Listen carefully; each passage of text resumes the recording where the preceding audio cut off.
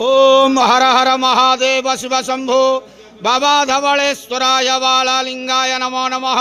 दीपं ज्योति परम ब्रह्म दीपं ज्योति जनार्दनः दीपहरत मे पापो पूजा दीप नमस्तुते। धवलेश्वर बालालिंग महाप्रभु संसार सुखी रखंतु।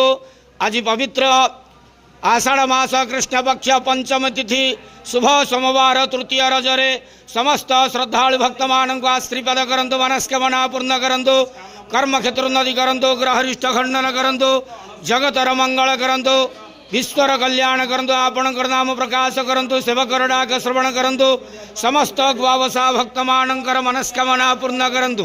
बाबा धवलेश्वराय बालालिंगाय नमो नमः। संसार सुखी रखंत आनंद के वार हरि बोलो। आज शुभ सोमवार तृतीय रजरे समस्त श्रद्धालु भक्त मान आश्रीपद करंतु आनंद के वार हरि बोलो।